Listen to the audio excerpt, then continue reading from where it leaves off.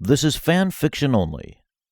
The Apilogue of Deveren Foxx by Trevor Jarrow Chambers, TDE 116.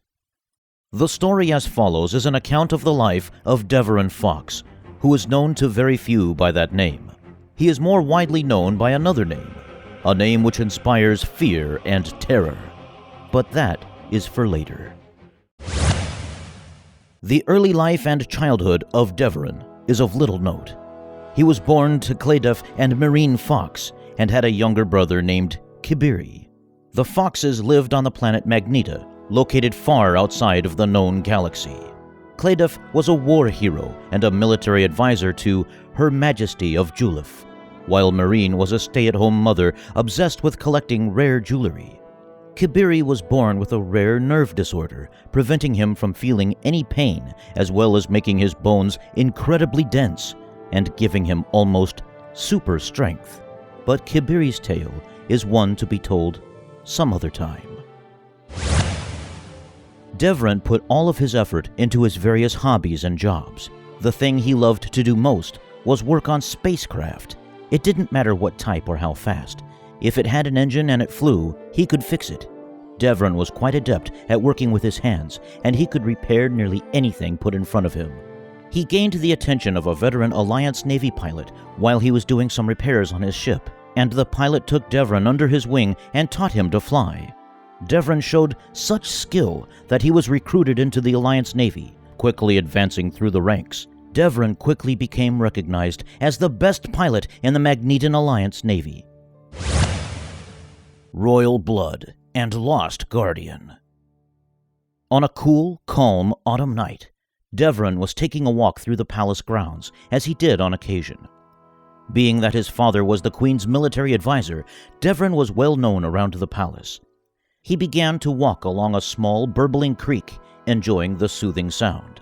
He sat on a large, flat rock, next to a large tree growing out of the creek bed.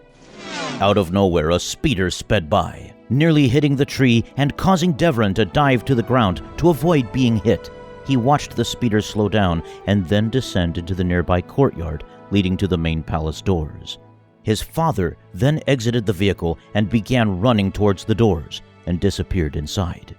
Deveren then ran in the direction his father went, knowing that something very wrong was happening. He entered the palace and ran through hallways, rooms, up several steps of stairs, and through more hallways, trying to keep up with the sound of running footsteps. He heard someone scream. "No!" He thought it sounded like his brother, Kibiri. A blaster shot rang into his ears, and he slowed down, aware that he did not have his blaster with him. As he approached an open door, he heard another blaster shot, and then heard his father say, "You, sir, just made a very big mistake." Deveren peeked around the door and noticed a dark figure approach his father from behind and shot him through the back. Clodagh dropped to the ground, and the dark figure stepped over him, speaking to someone Deveren couldn't see. He froze, standing there, not believing the situation was real.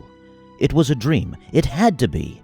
Deveren then approached his father very slowly and noticed the large gaping wound in the front of Clodagh's chest. Clodagh looked his son in the eye and tried to speak, but was unable. All life then left his eyes. Deveren looked down and saw that Clodagh had placed a large vibroblade into his hands, and he stood up. Looking in the direction the voices were coming from, he saw Kibiri strike the figure multiple times, then lift him off of his feet by the neck. Kibiri said, "You killed the Queen. You killed my father. Now it's you." Deveren launched at the figure and stabbed him through the back. The man screamed, and blood ran rivulets from his mouth, and then fell to the ground. It was Valix, the princess' husband. The Foxx brothers were awarded the highest award for bravery by the Alliance Navy, the Golden Wings of Magneta. The Queen's daughter, Samantha, safe yet heartbroken by the loss of her mother and the betrayal of her husband, reluctantly took the throne, as her father had died years before. Kibiri and Deveren laid their father to rest where he always wanted to be buried, at the base of the mountains outside Julif. The Battle of Magneta. To call this event a battle can really be a bit misleading. The Battle of Magneto was a slaughter. The attack came from out of nowhere, literally, and struck as quick and brutally as a bolt of lightning. But the Magnetans had not a single clue of who the attackers were. In the early morning hours in the capital city of Julif, the early warning detection system of the Alliance Navy detected an anomaly. A ship was emerging from hyperspace dangerously close to the planet. But what they saw was not a ship they recognized. In fact, it didn't look like a ship at all. It looked like a large asteroid, over 100 kilometers wide, with many tendrils protruding from the main body, arrayed in a spiral pattern, resembling a galaxy. The Navy immediately scrambled several fighter squadrons to investigate the object. For nearly an hour, the object stayed motionless. The fighter crews remained confused. An asteroid appeared out of nowhere with no warning and was maintaining a fixed position just outside the atmosphere of the planet. Nothing like that had ever been seen before. A survey ship was then launched to land on the asteroid with a complement of fighter escorts. Deveren piloted one of the escorts.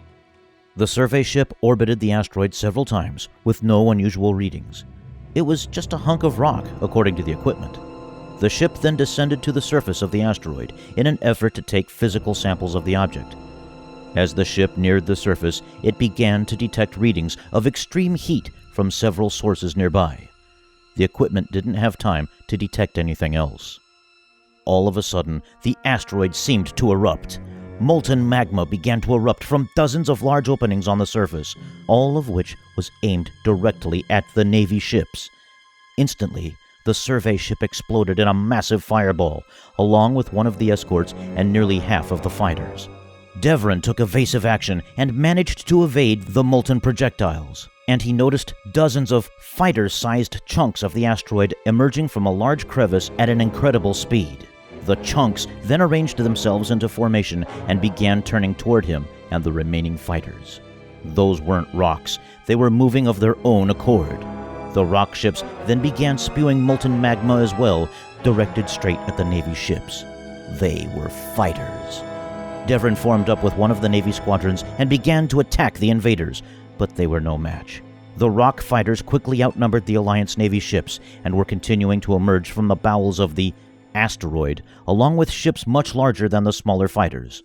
Thousands of ships were emerging, and most began descending toward the planet. Deveren managed to destroy 4 of the fighters before he noticed one more heading straight towards him in a head-on course. Deveren opened fire, as did the invader. Deveren's shields held, but the molten projectiles hitting his shields blocked any forward vision he had. Then he felt a massive impact, like he slammed straight into a wall, nearly knocking him unconscious. His controls stopped responding to any input, and his ship began to slowly spin to the left. His engines then died, and all power shut off. Regaining his senses, he tried to restore the power to his fighter, but nothing he did had any effect. Looking out to the left, he saw why. The entire left side of his fighter was gone. A bright flash, and another jarring impact, though less severe than the first. His ship began to spin a bit faster. He then looked forward and wished he didn't. The large asteroid ship was directly in front of him, spinning with the stars in his view screen, and it was getting larger every second. There was nothing he could do. No power, no control of his ship, no communication. The asteroid ship filled his entire view screen, still spinning. Deveren saw he was heading straight for one of the large crevices the ships were emerging from. Then the spinning began to slow, and finally stop, though Deveren's senses were still trying to adjust to a world not spinning. His fighter entered the crevice, and the wall looming in front of him opened like a gaping mouth.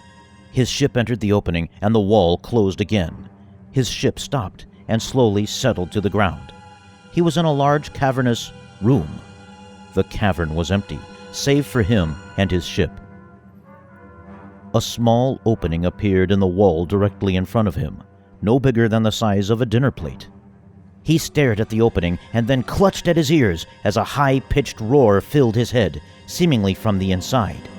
No matter how hard he pressed his hands to his ears, the sound just got louder and louder.